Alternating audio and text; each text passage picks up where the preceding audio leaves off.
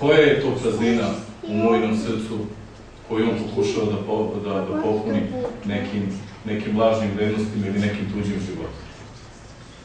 Zar nismo mi ponekad, u stvari, taj moju koju želimo da imamo nešto što drugi ima, a zapravo ono što mi imamo ne znamo da cenimo u svom životu. Naša doktorka Sanja će danas govoriti o jednoj temi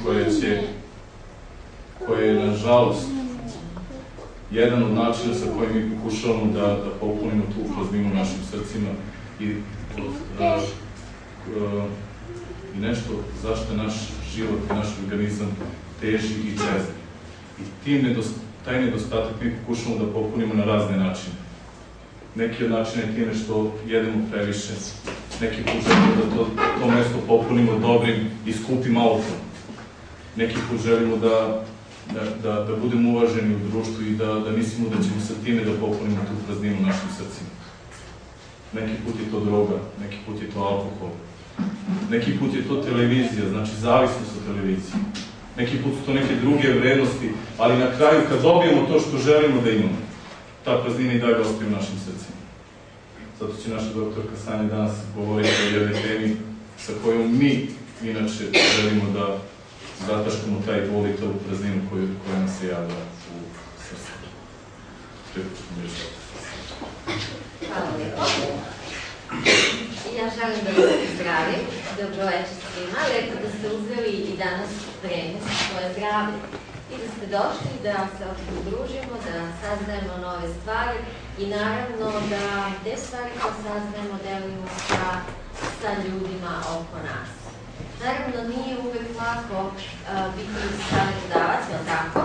Ljudi obično ne vole da im se mnogo dele savjeti, ali ja verujem da ćete vi ipak naći u svojoj okolini ljude koji će saslušati rado ono što vi njima kažete, a ono što ste naučili ovde zajedno sa mnom. Pošto mi se čini da ima novih ljudi, volila bih da vidim ko je prvi put večeras sa nama. Vi ste prvi put, jel tako i vi, jel tako? Pošto ste vi prvi put sa nama, zdravstveni seminar Putokazi nije slučajno dobio ovo ime. On je simbolično, znači, ime i sad bih volila da znam da li neko od vas koji je već treći put ovde sa nama, da li može da kaže šta svako slovo ove reči znači? Ovo su 8 zdravstvenih principa, sažetih u jednoj reči, ali bih volila da znam da li može neko da se seti nekog principa. Kad pokažem, ja ću onda da se setite, jel tako? Znači, moj cilj je da ako zapamtite reč Putokazi, da ste u stvari zapamtili osnovne principe zdravlja. To je početno ime reči poverenje, jel tako? Poverenje, bez poverenja, ništa ne možemo da se sjedamo ako nemamo poverenje. Dobro, umerenost. Bravo, umerenost. Bio je neki dan tolerancija, ali ovo nije tolerancija. To je tečnost, jel tako? Upotreba vode, jel tako? To smo prošli put pričali o vodi. A odmor, jel tako? Odmaranje, kretanje, aero, jel tako? Čist vazduh, šta to sve podrazumeva? Z je zrak sunca, znači i je ishrana. O ishrani smo prvi put pričali, o stomaku, našem drugom mozgu i tako dalje. Prošli put smo pričali o vodi, tako ste upamtili nešto o vodi? Jeste, jel tako? I večeras imamo ostala pića. Znači, prošli petka smo imali vodu, a večeras ćemo imati ostala pića.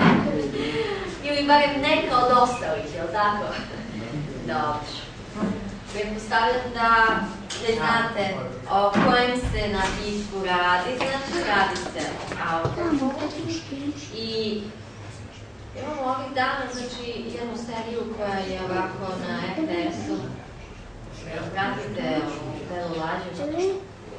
Pratite Belu Lađu, ali da? I šta je omiljeno piće Šajićeva? Viskić s hledom, jel' tako? Tako, znači to jeste realnost naša da je mnogima viskić s hledom jedno od omiljenih pića. Dobro. Idemo u temu, znači voda je bila osnova, znači voda je fundament našeg života, da tako kažem. A šta je sada sa ostalim pićima? Evo vidjet ćemo. Znači, Svetska zdravstvena organizacija smatra alkohol za najveći neprijatelj društva.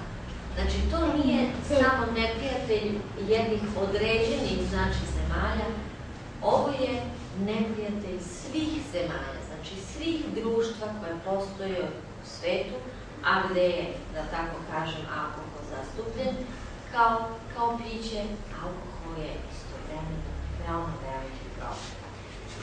Međutim, alkohol se obožava tako. O njemu se čak priča kao o lekovitom sredstvu, znači kao o leku. Za alkohol su vezane proslave, slavlja. Sećate se neke reklame? Koje? Na televiziji, pivo, samo ladno vozi. Samo ladno vozi, tako je. Imaju vrlo interesantne propagande, ili tako? Po zakonu ne smije da se reklame puštaju u prepodnevnim časovima i mislim negdje do 17 časova popodne, ali već od 17 pa natamo, znači imamo sloboda reklamiranja i alkoholnih pića. I znači imamo ionizaciju, imamo tako u prostoru svaka 5. do 8. reklama je reklama alkoholna pića. U letnjim periodima je to još gušće, znači još češće, a u zimskim možda nešto proređeno. Međutim, alkohol se povezuje sa uživanjem, sa dobrim raspoloženjem, sa zadovoljstvom, sa prijateljstvom, sa druženjem, sa seksom i tako dalje. Znači, u svim mogućim perspektivama se alkohol glorifikuje i tako se prezentuje. I imamo jedno žalostno stanje, znači, da se sve više mlađih generacija, znači pa čak i dece, uključuje u taj običaj da ako se u porodici u društvu pije, da se onda to ne bi i deci, pa čak i maloj deci. Međutim, alkohol je najopasnija droga na svetu. Po statistikama zapadnih zemalja svaki treći smrtni slučaj je povezan, znači svaki treći muškarac do 30. godine života umire od posljedica alkohola. Znači, ako je neko prerano izgubio život, odnosno do 30. godine, znači tako se ova statistika vodila, do 30. godine od muškaraca, znači ko je izgubio život, to je svaki treći slučaj. Znači svaki treći slučaj, u stvari, svaki treći slučaj u zemljama istočnog bloka, znači ovim Rusija i ono što pripadamo i mi u tu statistiku, a u zemlje zapadne Evrope svaki četvrti. Znači, to je dosta često da mladi ljudi gube život pre 30. godine kao posljedica konzumiranja alkohola. Alkohol ubija 5 puta više ljudi i prouzrokuje više bolesti, rasturi više porodica, zamislite, od svih drugih droga zajedno. Znači, ako bismo uzeli ove nelegalne droge od kojih svi strebimo i strahujemo, znači, alkohol sve to zajedno mnogo više uništava i ruinira, zato što je delimično legalno, znači apsolutno legalno, i prouzrokuje 5 puta više ubisa, znači na stradanja, da tako kažem, od svih drugih droga zajedno. 50% svih saobraćajnih nezgoda sa smrtnim ishodom prouzrokovano je pod dejstvom alkohola. Znači, svaki drugi udes u kome ima nastradalih je posljedica upotrebe alkohola. I to su surovi podaci, ali su zaista naša realnost. Također imamo nesreće na poslu i na radu, znači imamo verovatno ste i vi svedoci onih koji su nastradali na građevini ili već u kojim drugim poslovima zato što su bili, kako bi mi to rekli, pod gasom. Bili su pod gasom. Međutim, imamo neku granicu koja je dozvoljena. Tako imate države u kojima više uopšte nije dozvoljeno, znači da se pronađe alkohol u krvi vozača, ali kod nas još uvijek ta neka granica postoji. Međutim, i ta mala, znači taj mali procenat alkohola u krvi izuzetno utiče na sposobnost reagovanja i odlučivanja i naravno povećava rizik od onih povređivanja, da tako kažem. Ono što je interesantno jeste da od 3 ubistva 2 se počine pod utjecajem alkohola. Znači od 3 su 2 učinjena pod alkoholom. Zato se i to zove, znači to ispitivanje koje se radilo u tom kriminalnom miljeu, u kriminalnoj zoni, da se vidi koliko zaista od svih onih koji izvrše ubistvo, da tako kažem, kriminalnu radnju, oduzimanja života, koliko je njih u tom momentu bilo pod utjecajem neke droge, alkohola i tako dalje. I surovo je i to da je svaki, znači od 3 ubistva da su 2 učinjena pod ovim napitkom. Kako to alkohol utiče na čoveka? Šta je to što dovodi do izmenjenog ponašanja, izmenjenih reakcija i tako dalje?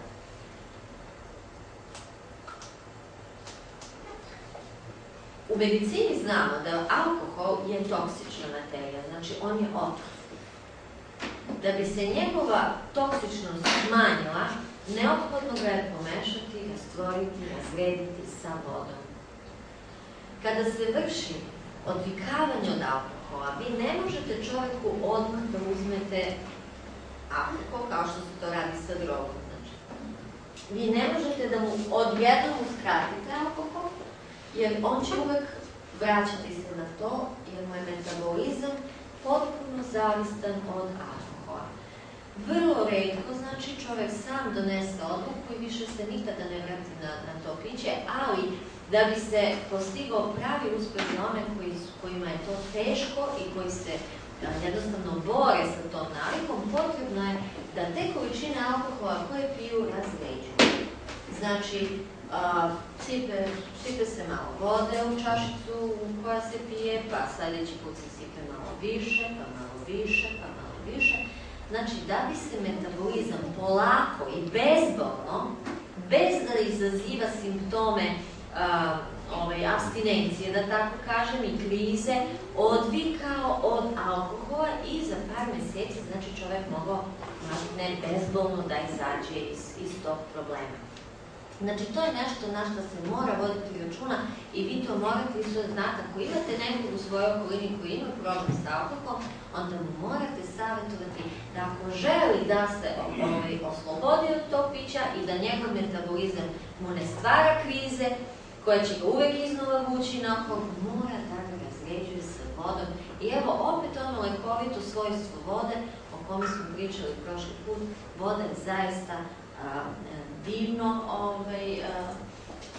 divan napitak koji čak može i jednu osobu koja ima problem sa alkoholom da oslobodi od tog problema, tako što će sve više i više biti zastupljena u tom piću.